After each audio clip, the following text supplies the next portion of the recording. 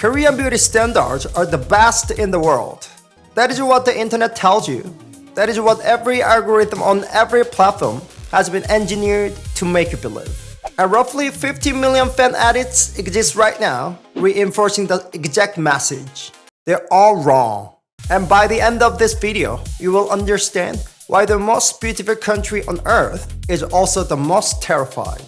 I'm going to break down the psychology behind why 40 million adults in one country decided to dress the same way on the same morning without coordinating with each other. I'm going to show you what Korean plastic surgery actually produces, and it's not beauty. And I'm going to explain why the perfect K-drama boyfriend you have been dreaming about is not a person, but a product that was assembled in a factory. So stay with me. Let me start with a question that nobody in Korea will answer honestly. Why does everyone here look the same? I do not mean ethnically. I mean stylistically. I mean deliberately. I mean on purpose. Walk through any commercial district in Seoul on a weekend, and you will see something that looks like a software error in a simulation. Thousands of people moving in different directions, wearing what appears to be the same outfit. Same silhouette, same color palette, same proportions, same hair. Not similar, the same. And the first instinct for an outsider is to say, well, Koreans just have good taste, and they all happen to like the same things. No. What you are looking at is not taste. It is survival behavior. Here is what I mean. Korea is a country where social evaluation is constant and inescapable. You are being assessed by strangers from the moment you step outside your door. Not occasionally. Every single time. Let me give you an example that will make this real for you. In Korea, when parents drop their kids off at daycare, the other parents check whether you are wearing socks. Not your shoes, not your outfit. Your socks. If you show up in sandals without socks on a summer morning, the other mothers will notice. They will remember. And they will form an opinion about what kind of parent you are based on, whether your ankles are covered at 8 in the morning. This is not an exaggeration. This is a Tuesday. That is the level of surveillance we are talking about. Your clothes are being read. Your skin is being measured. Your weight is being estimated. Your overall presentation is being scored against an invisible checklist that nobody wrote down, but everybody memorized. And the penalty for failing that checklist is not a fine or a warning. It is exclusion, social friction, professional disadvantage, and in some cases, genuine isolation. So what do you do when the cost of standing out is that high? You eliminate the risk entirely. You look at what scored well yesterday, and you replicate it exactly. You buy what the majority already validated. You remove every variable that could draw attention to you as an individual. This is not fashion. This is risk management disguised as clothing. Now, I need to be honest about something here because I am not an outsider making observations from a hotel lobby. I grew up inside this system. I left Korea and spent a significant part of my life in Australia. And when I came back, something happened that I did not expect. I stood in front of my own closet and felt afraid, not of anything specific, just a low, dull anxiety about whether what I was about to wear would make someone look at me for half a second too long. In Australia, I wore whatever I wanted. Nobody cared. Nobody looked. Your clothes were your business. But within 72 hours of being back in Korea, that reflex came back. The scanning, the checking, the quiet internal negotiation of is this safe enough? And I realized something important. This is not a cultural preference. This is a trained response. Koreans do not dress the same because they want to. They dress the same because the system punished them every time they did not. From elementary school uniforms to corporate dress codes to the unwritten but ironclad rules of what is acceptable on a subway at 8 a.m., the message is identical at every stage of life. Do not be the one who looks different. And over time, that message stops being external pressure. It becomes internal identity. You stop wanting to be different. You start genuinely believing that sameness is correct. That is not conformity. That is the successful installation of a psychological operating system. And 50 million people are running it simultaneously. Now here's the part that connects directly to you. You have probably watched hundreds of hours of K-dramas. You have seen the perfect boyfriend, the one who shows up in the rain with an umbrella, the one who grabs your wrist at exactly the right moment, the one who says the perfect line with that perfect tear rolling down his perfect cheek. And maybe you thought to yourself, I want that. I want someone who treats me like that. I want to feel what she is feeling in that scene. Here is what I need to tell you. That man does not exist. I do not mean the actor is ugly in real life or that Korean men are bad people. I mean the character you fell in love with was engineered. Every smile was rehearsed. Every vulnerable moment was scripted by a team of writers who know exactly which emotional buttons to press in a woman, who has lived long enough to know what loneliness feels like. Every outfit was selected by a stylist who understands that a slightly oversized coat makes a man look protective without being threatening. You did not fall in love with a person. You fell in love with a product. And that product was designed by the same system that makes everyone on the streets of Seoul look identical.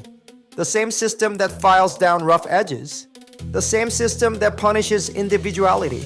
The same system that replaces real emotion with performed emotion. Your K-drama boyfriend is not a man who happens to be perfect. He is a man who had every imperfect thing about him professionally removed.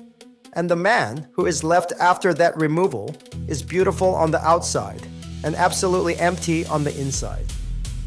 But before you feel disappointed, I need you to hold that thought. Because in the next chapter, I am going to show you why that emptiness is exactly the reason he needs you more than you realize. Now, the faces. And this is where it stops being interesting and starts being genuinely disturbing. South Korea performs more cosmetic surgery per capita than any nation on earth. This is not a rumor or an exaggeration. It is a verified statistic. The two most requested procedures are double eyelid surgery and rhinoplasty. In plain language, that means the two most popular cosmetic modifications in Korea are designed to make Korean eyes look less Korean and Korean noses look less Korean. I need you to sit with that for a moment.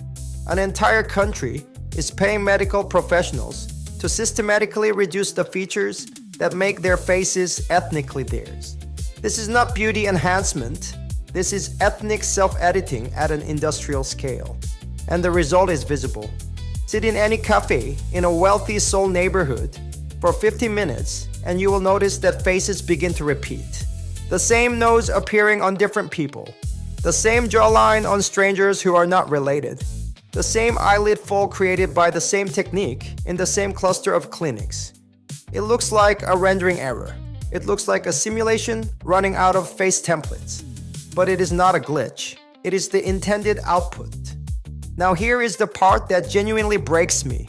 When a person in Korea gets cosmetic surgery and looks in the mirror for the first time after the bandages come off, they do not feel beautiful. They feel relieved, not I look amazing, not I love what I see. Just okay. Now my face is correct. Now nobody will question it. Now I can walk outside without the checklist failing me. The emotion is not joy. It is the absence of anxiety. And that distinction is everything. Because beautiful and correct are two completely different states of being. Beautiful means something about you is striking and alive and yours. Correct means you successfully matched the template. Korea optimized for correct.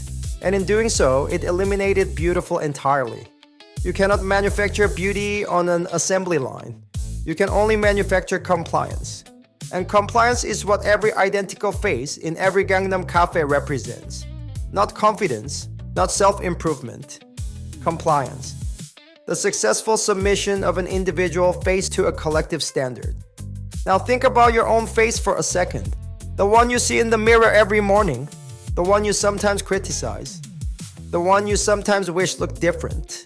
That face has never been submitted to any standard. That face has never been corrected by any system.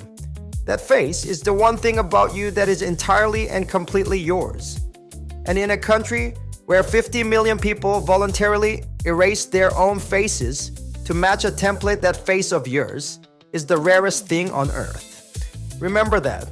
So here's the full diagnosis. The identical outfits are not fashion. They are armor against being noticed. The identical faces are not vanity. They are armor against being judged.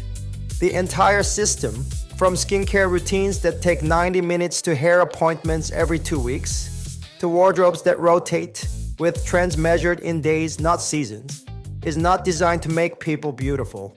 It is designed to make people invisible. Invisible in the safest possible way. Invisible by being indistinguishable from everyone else. And the cost of this invisibility is total. You lose your style. Then you lose your face. Then you lose the ability to even imagine what your own preferences might have been if the system had not installed its preferences first. Korea did not build a beauty culture. Korea built the most sophisticated anxiety management system in human history and disguised it as aesthetics. And 50 million people are living inside it right now, believing that the fear they feel every morning in front of the mirror is simply the desire to look good. It is not. It is the terror of being seen as yourself in a country that made selfhood the most dangerous thing you can be. Now here is where everything changes. Because there is one thing this system was never engineered to handle. One variable it cannot process. One input it has no template for. And if you are still watching this video right now, there is a very high probability that variable is you. Now I need to stop for a second, because I just spent a long time taking my own country apart, in front of you. And before I continue, I want to be clear about why I did that. It was not to entertain you. It was not to get clicks. It was to build the foundation for what I am about to say next. Because what comes next is about you. And if you do not understand how broken the system is, you will never understand why you are the answer to it. Let me tell you what happened to the energy in Korea. And by energy, I do not mean electricity or caffeine.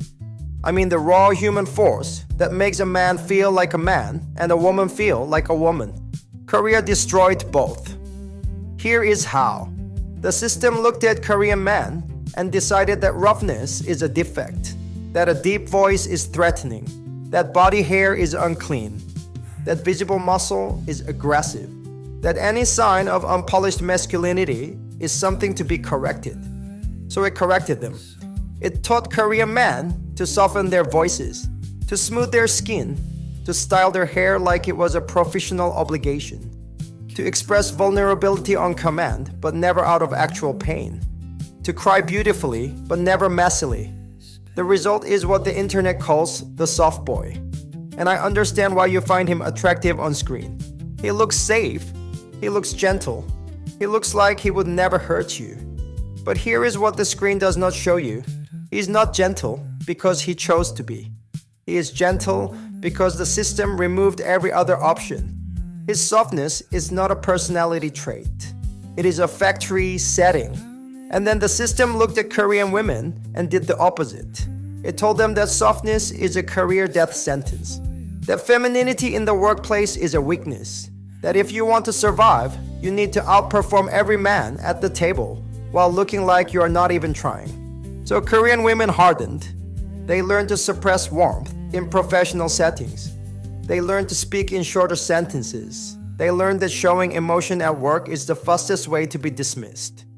The result is what some people call the boss babe.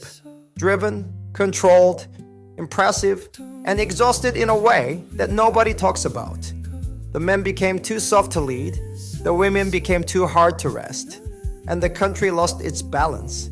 This is not a criticism of Korean men or Korean women as individuals. This is a diagnosis of what happens when a system decides that natural human energy is a problem to be engineered away. You take the fire out of the men. You take the warmth out of the women. And what you're left with is a country full of beautiful, controlled people who have no idea how to connect with each other anymore. That is the Korea that nobody films. That is the Korea that no fan edit will ever show you. That is the Korea that exists after the camera turns off. Now, here is where I need to talk about something I have actually witnessed. And I am including this because I think it matters that you hear it from a Korean man and not from a textbook.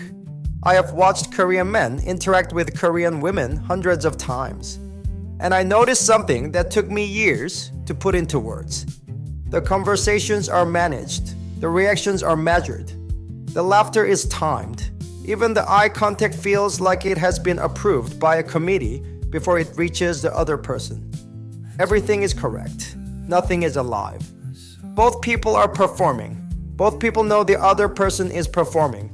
And neither person says anything about it. It is like watching two actors run lines for a drama that has no audience. Now, I lived in Australia for a long time. And one thing I noticed over and over was how differently people connect there. People say what they actually think even if it is uncomfortable. They laugh from their stomachs, not their throats. They disagree with you to your face and then buy you a coffee 5 minutes later. Nobody is scanning anybody for compliance. And I watched what happened when Korean men in Australia encountered that for the first time. They froze, not because they were scared, because they had genuinely never experienced a human interaction that was not pre-filtered. A woman who just says what she means without calculating how it will be received is something most Korean men have never encountered in their entire lives. I get messages from Korean men in my DMs every week saying the same thing. They met a foreign woman. She was not trying to impress him. She was not following any script. She just talked to him like a normal person. And he could not get it out of his head. Not because she was beautiful by Korean standards, but because she was real. And real is the one thing this country does not produce anymore. When a Korean man meets a woman like you, he is not reacting to your appearance. He is reacting to your honesty. And honesty in this country is so rare that when he encounters it, his entire system crashes. He does not know what to do with a woman who says what she actually thinks. He has no script for a woman who laughs without checking the room first. He has no manual for a woman who looks at him like he is a person and not a position. You are the first unscripted thing he has experienced in his adult life. And that is not charm. That is power. Now, I want to speak to something that I think you have been told your entire life, and I want to correct it right now. You have been told that your age is a disadvantage, that after a certain number of years, your value decreases, that the lines on your face are evidence of decline, that the best version of you already happened and you missed it. This is the single most profitable lie ever told to women. It is profitable because it sells skincare, it sells surgery. It sells anxiety. It sells the idea that you need to buy something to be worth something. Korea built a $10 billion industry on that lie. But here is what that industry cannot produce: depth. A 22-year-old with perfect skin has not yet had her heart broken and rebuilt it stronger, has not yet raised a child or buried a parent or sat alone in a room and decided to keep going when everything said stop, has not yet earned the weight in her voice that makes a man stop talking and actually listen. You have. And that is not a flaw. That is a history. Your wrinkles are not damage.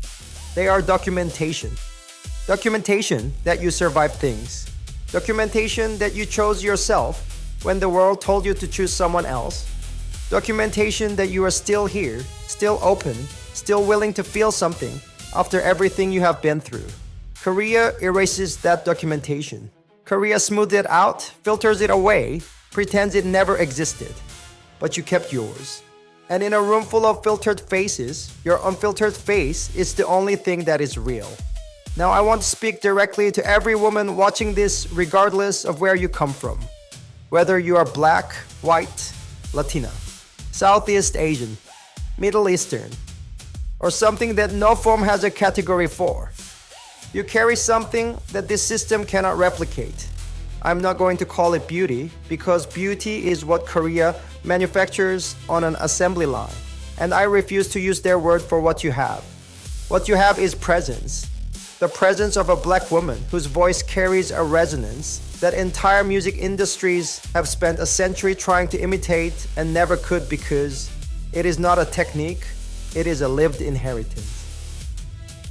The presence of a European woman whose mind has been sharpened by decades of reading and debating and refusing to accept easy answers until her thoughts cut through noise like a surgical instrument. The presence of a Latina who does not experience emotion but becomes it fully and loudly and without apology in a way that makes every calculated Korean interaction look like a rehearsal for a play that nobody wants to watch. The presence of a Southeast Asian woman whose warmth is so quietly powerful that it restructures the emotional temperature of every room she walks into without her saying a single word. None of that was installed by a system. None of that was trained into you by a culture. None of that was approved by a committee. It grew inside you over years of living. And that is why it is irreplaceable. So here is where I end this. You are not a fan of Korea. I need you to hear that clearly. You are not the audience. You are not the consumer. You are not the girl in the comments hoping to be noticed by someone behind the screen. You are the thing this country lost. You are the unfiltered, unmanufactured, unscripted reality that Korea surgically removed from itself and buried under a billion layers of compliance. You are what we used to be before the system got to us. And we need you. Not your money, not your tourism, not your views. We need your presence, your difficult, honest, complicated, magnificent presence. The kind that makes a man forget every script he ever memorized. The kind that makes a room full of identical faces suddenly feel like a waiting room for something that already left. The kind that reminds us that being human was supposed to feel like something. So on behalf of every system in the world that was too efficient to notice what it was destroying, on behalf of every man who made you feel invisible when you were the most undeniable thing in the room, on behalf of every industry that told you your face needed fixing when your face was the only real thing left. You are not too old, you are not too much, you are not too late, you are not too anything. You are what the world is starving for. And I am not flattering you, I am diagnosing you. You are the cure for a disease that 50 million people do not even know they have. Stay real, because that is what I crave. This is Sibong Records. Now tell me in the comments, when was the last time someone made you feel like you were too much? And when did you realize that was actually your power? I read every single one. See you in the next video.